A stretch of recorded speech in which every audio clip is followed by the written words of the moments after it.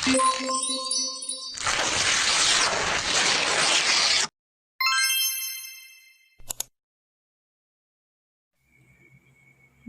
bismillahirrahmanirrahim. Assalamualaikum warahmatullahi wabarakatuh. Raditu billahi robba wa bil islami dina wa bi muhammadin nabiyya wa rasulah. Rabbi shrah li sadri wa yassir li amri wa hlul 'uqdatam min lisani yafqahu qawli. Baiklah, di sini saya akan menjelaskan tentang peranggapan. Adapun materi yang saya ambil dari peranggapan yaitu pengertian peranggapan, jenis-jenis peranggapan, bentuk-bentuk peranggapan, dan ciri peranggapan dan contohnya. Langsung saja, perkenalkan, nama saya Sriani, NIM 09105802200005. Baiklah, di sini saya akan menjelaskan tentang pengertian presuposisi atau peranggapan dan jenis-jenis peranggapan. Pengertian peranggapan menurut Stalnaker dalam Brown and Yule tahun 1996 ayat 29 menyatakan bahwa peranggapan adalah apa yang digunakan penutur sebagai dasar bersama bagi para peserta percakapan. Presuposisi adalah anggapan dasar atau penyimpulan dasar mengenai konteks dan situasi berbahasa yang ditentukan batas-batasnya berdasarkan pengetahuan kita tentang dunia. Nababan tahun 1987 ayat 46 bahwa memberikan pengertian peranggapan dasar sebagai dasar atau penyimpulan dasar mengenai konteks dan situasi berbahasa atau menggunakan bahasa yang membuat bentuk bahasa atau kalimat atau ungkapan mempunyai makna bagi pendengar atau penerima bahasa itu dan sebaliknya. Membantu pembicara menentukan bentuk-bentuk bahasa yang dapat dipakainya untuk mengungkapkan makna atau pesan yang dimaksud. Laws Cummins tahun 1999 ayat 42 menyatakan bahwa peranggapan adalah asumsi-asumsi atau inferensi-inferensi yang tersirat dalam ungkapan-ungkapan linguistik tertentu. Jadi, di sini peranggapan adalah kesimpulan atau asumsi awal penutur sebelum melakukan tuturan bahwa apa yang disampaikan dapat dipahami oleh mitra tuturnya. Jenis-jenis peranggapan. Menurut Yule tahun 2006 mengungkapkan dalam analisis tentang bagaimana asumsi-asumsi penutur diungkapkan secara khusus. Presuposisi sudah diasosiasikan dengan pemakaian sejumlah besar kata, frasa, dan struktur. Yule menganggap bahwa bentuk-bentuk linguistik ini sebagai petunjuk presuposisi potensial yang hanya akan menjadi presuposisi yang sebenarnya dalam konteks dan dengan penutur. Presuposisi potensial adalah suatu asumsi yang secara khusus dikaitkan dengan menggunakan bentuk-bentuk kebahasaan.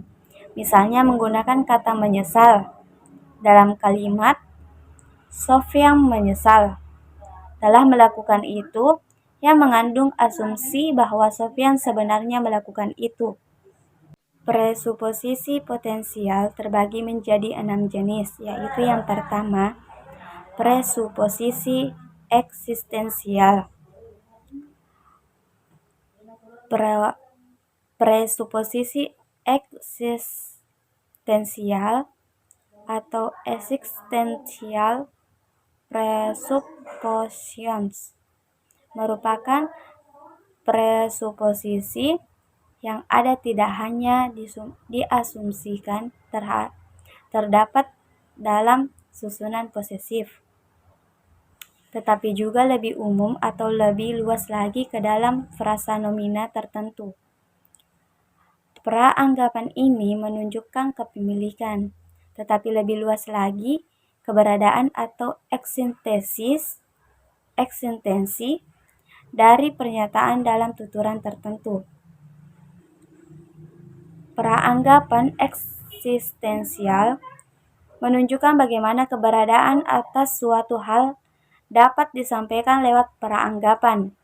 Misalnya pada contoh tuturan berikut. Ayah saya memiliki mobil sedang keluaran terbaru. Praanggapan dalam tuturan tersebut menyatakan kepemilikan, yaitu ayah saya memiliki mobil. Apabila ayah saya memang benar memiliki mobil sedang keluaran terbaru, maka tuturan tersebut dapat dinyatakan keberadaannya. Yang kedua, praanggapan faktual. Presuposisi faktual muncul dari informasi yang ingin disampaikan dinyatakan dengan kata-kata yang menunjukkan suatu fakta atau berita yang diyakini kebenarannya. Kata-kata yang bisa menyatakan fakta dalam tuturan adalah kata sifat yang dapat memberikan makna pasti dalam tuturan tersebut. Misalnya pada contoh tuturan tersebut. Tuturan berikut ini. Eka tidak menyadari bahwa dirinya sakit demam. Dalam tuturan di atas, praanggapannya adalah Eka sedang sakit. Pernyataan itu menjadi faktual karena telah disebutkan dalam tuturan penggunaan kata sakit, dan tuturan Eka tidak menyadari bahwa dirinya sakit demam merupakan kata sifat yang diyakini kebenarannya. Yang ketiga, praanggapan non-faktual. Non berarti sesuatu yang bersifat negatif atau bertentangan. Non-faktual berarti tidak faktual. Berarti non-faktual ialah sesuatu yang tidak sesuai kenyataan atau sesuatu yang tidak mengandung kebenaran. Menurut Yule, presuposisi non-faktual merupakan suatu presuposisi yang diasumsikan tidak benar. Praanggapan ini masih memungkinkan adanya pemahaman yang salah karena penggunaan kata-kata yang tidak pasti dan masih ambigu. Misalnya pada contoh tuturan tersebut, dia bermimpi bahwa dirinya menang kuis. Praanggapan yang muncul dari tuturan tersebut adalah dia tidak menang kuis. Penggunaan tuturan dia bermimpi bahwa dirinya menang kuis bisa memunculkan praanggapan non-faktual, karena kalimat tersebut memunculkan praanggapan mengenai keadaan yang tidak sesuai dengan kenyataannya yang dinyatakan kuis, yang memenangkan kuis. Tuturan tersebut jika dibuat kalimat lain bisa menjadi andai saja dia menang kuis. Dan kata andai merupakan bentuk dari presuposisi non-faktual. Selain itu, praanggapan non-faktual bisa diasumsikan melalui tuturan yang kebenarannya masih diragukan dengan fakta yang disampaikan. Yang keempat, praanggapan leksikal. Makna leksikal merupakan makna dasar sebuah kata yang sesuai dengan kamus. Makna dasar ini melekat pada kata dasar sebuah kata.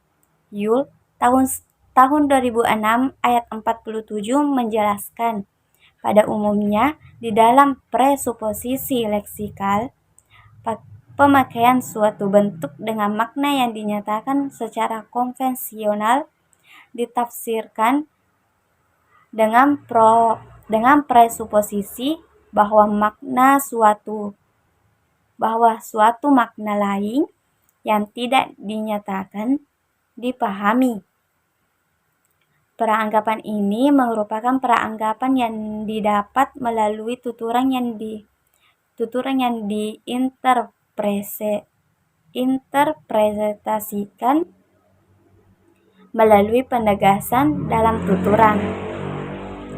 Bedanya dengan presuposisi faktual, tuturan yang merupakan presuposisi leksikal dinyatakan dengan cara tersirat sebagai penegasan atas peranggapan tuturan tersebut bisa didapat setelah pernyataan dari tuturan tersebut.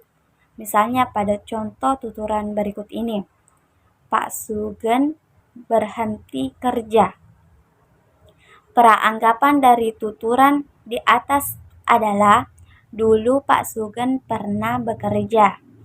Peranggapan tersebut muncul dengan adanya penggunaan kata berhenti. Dari tuturan Pak Sugeng berhenti bekerja yang menyatakan bahwa dulu Pak Sugeng pernah bekerja, namun sekarang sudah tidak lagi. Yang kelima, peranggapan struktural.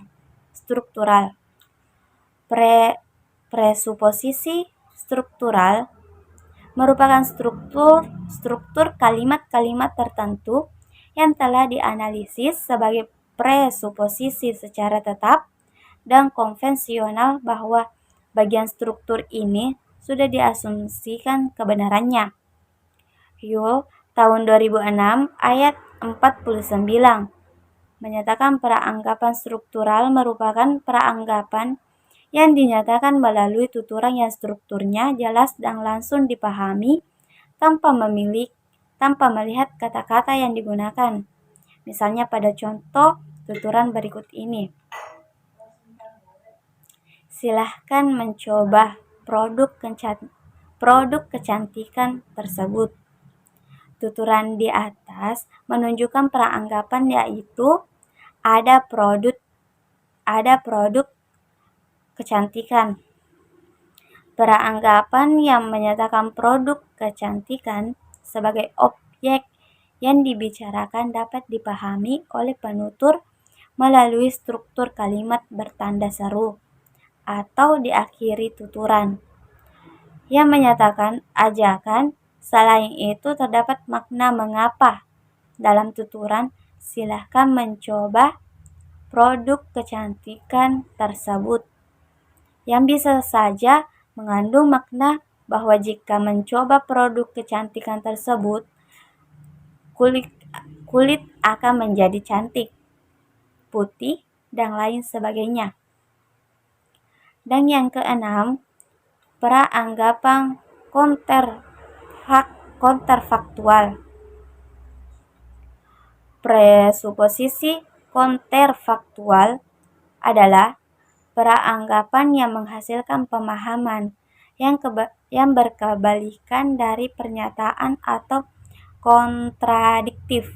Misalnya pada contoh tuturan berikut ini. Andaikan aku kaya, pasti akan membeli rumah yang besar. Dari contoh tuturan di atas dapat dilihat peranggapan yang muncul adalah sekarang saya miskin. Peranggapan tersebut muncul dari kontradiksi kalimat dengan adanya penggunaan tuturan andaikan aku kaya. Penggunaan kata andaikan membuat peranggapan yang kontradiktif dari tuturan yang disampaikan. Baik, saya kembalikan kepada anggota kelompok saya untuk melanjutkan menjelaskan tentang peranggapan. Baik, Assalamualaikum warahmatullahi wabarakatuh. Perkenalkan, nama saya Aspira, NIM 09105802200003. Baik, di sini saya akan menjelaskan bentuk-bentuk peranggapan. Adapun bentuk-bentuk peranggapan ada dua, yaitu peranggapan semantik dan peranggapan pragmatik.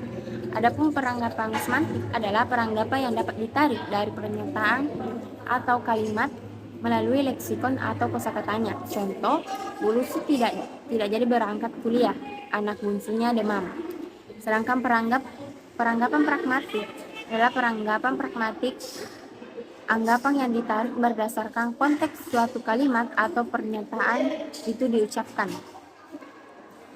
Contohnya, harganya murah sekali, sebagai jawaban pernyataan berapa harganya. Baik, adapun ciri-ciri peranggapan mendasar adalah sifat keajagan di bawah penyangkalan Yul 2006 halaman 45. Hal ini memiliki maksud bahwa peranggapan presuposisi suatu pernyataan tetap benar walaupun kalimat itu dijadikan kalimat negatif atau dinegasikan.